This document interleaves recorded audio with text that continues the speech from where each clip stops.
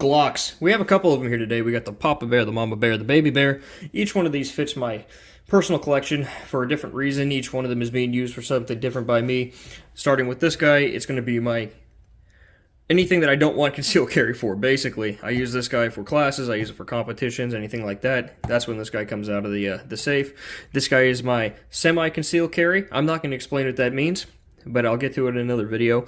And this is my concealed carry. This is the one I carry the most. This is the one I carry the least. This is the one I shoot the most. This is the one I shoot the least. And this one kind of floats in between. And we're going to try to rectify some of the issues with it that I have today.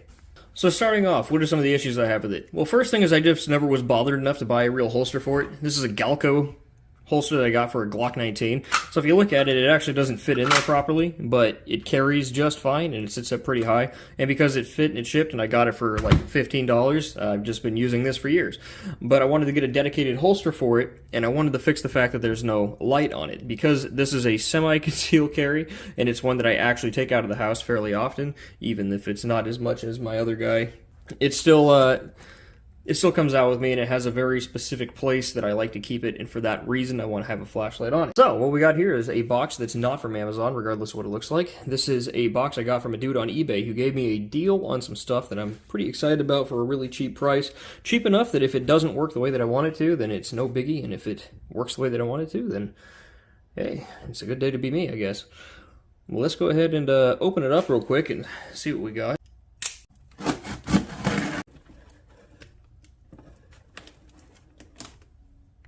Gotta use the right side of the freaking knife, huh? Now what do we got here? We got some, looks like pre-popped plastic. That's pretty cool. Although we got a good one there. Easy, easy. Ooh, great. And inside of the box we have one holster. We have part of a second holster, it looks like. And, ooh, the TLR6 light, which we're going to be installing on the Glock 27, but I'm also going to do a little bit of experimenting with it before we go all the way. Let's see what we need. Cool. Does it already have a battery in it? Sure does. Wonderful. Okay, let's set all this aside and see what we can accomplish here. Alrighty. So let's see if it sits in the holster properly, first of all. And by the way, yes, we're all safe and ready to go. It actually sits in there just fine without the light attached, which is pretty nice. It looks like it might need a little bit of extra retention in there. I don't know if you can see it wobbling around, but we'll add a little bit. This is what is this, alien gear holster? Some people have told me that they're really bad, but I'm not really sure why. So I'm gonna try it out and see if I like it and go from there. Okay, so how do we get into this? Looks like I snapped that. Ooh! There's two of those guys. Neat. It's bolted together. I probably have to unbolt it, huh? Alright, let's see if we got the right size Allen key. No. No. No. Really, not even this one, huh? That's nuts. It's got to be microscopic. Ooh. Yeah. Okay. We're on the way. Oh, for a second there I was hoping that those were captured screws. Doesn't look like it. That would have been really nice though. Of course, like always, I don't actually watch any tutorials or read any manuals. I just kind of figure it out. That's part of the fun, isn't it? Oh, looks like we got ourselves a winner chicken dinner. Okay. So that was simple enough. Even I could do it. But my question isn't really if this will fit on there, because I know that it will. My question is, will it fit on other things? Because I've talked to a couple of people who own these, and they say that they put them on other guns that aren't that. So I was wondering if I could match it up with something else and then see if it'll, if I can get like a custom holster for it. And just because it's silly, we'll start with a TOKAREV. Oh, snap cap. Look at that. That actually fits the curvature of that pretty well. Oh, shit! Yeah, the guy that I was talking to said that it fit his Beretta. Oh, well, that's pretty neat. Does not seem to work on the TOKAREV, though. Well, that's not a good start. Look, what's the difference in the trigger guard size? Oh, yeah. Okay, that's what the problem is. Yeah, look at that. It's like they're designed to go together or something nuts.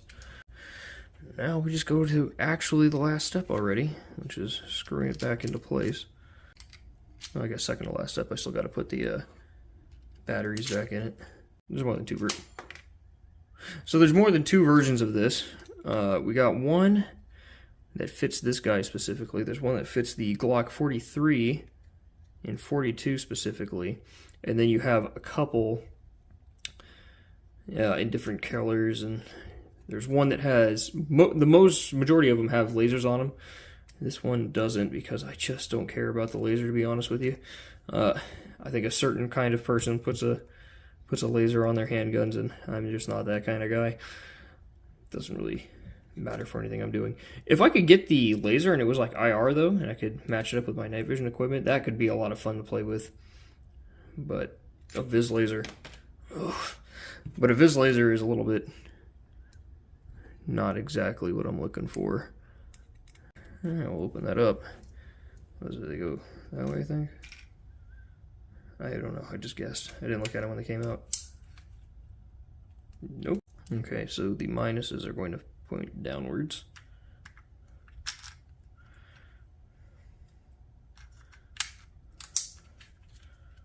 Hey, okay, that is a dim-ass flashlight, but it is a flashlight.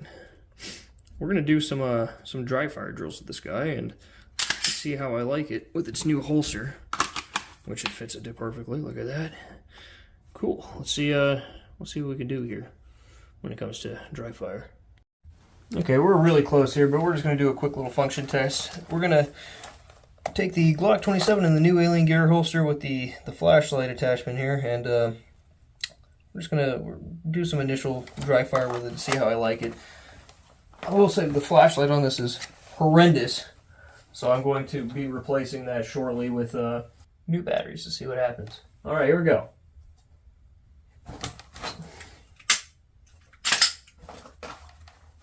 Yeah, I didn't want to go back in.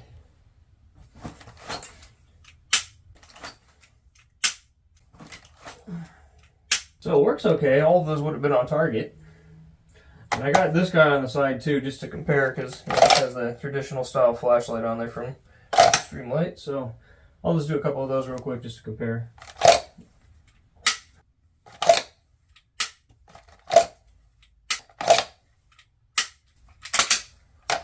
Yeah, I mean, this is a million times easier to use, right? Because you can come behind it and you can press the button and that'll light it up. Easy. And it just kind of where your thumb goes anyway, which is why I like these so much. But when you compare it to this guy, right, you don't have that little flippy switch you got to press on the side. Because of that, it changes the way that my hand sits on the gun, like so. Look at that, it's so dim you can't even see that it's lighting up the space. I don't know, man.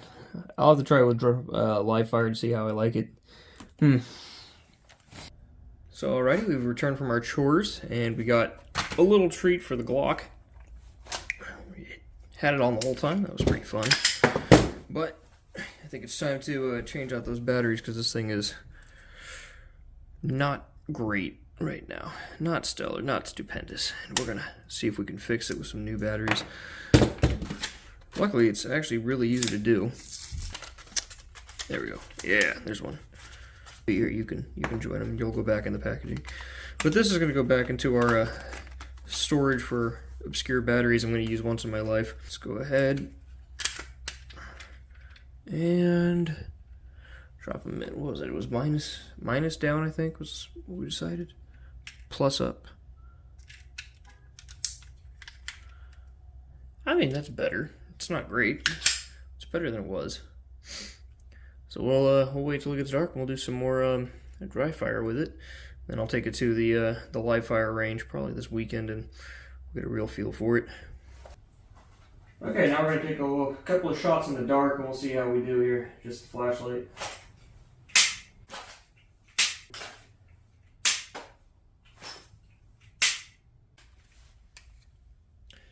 Well, wasn't that fun? We're back from the range now.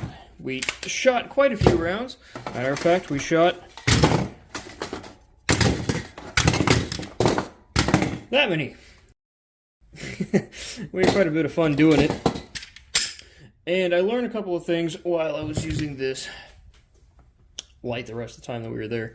The most noticeable one is that this is basically impossible to shoot and hit accurate while doing your kind of halfway compress thing.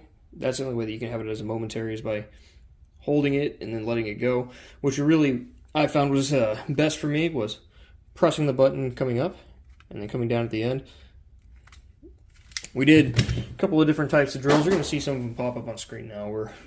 We started with up close, just normal target practice, 3 yards, and then we backed it off a little bit. We did a little bit more, a little bit more, a little bit more.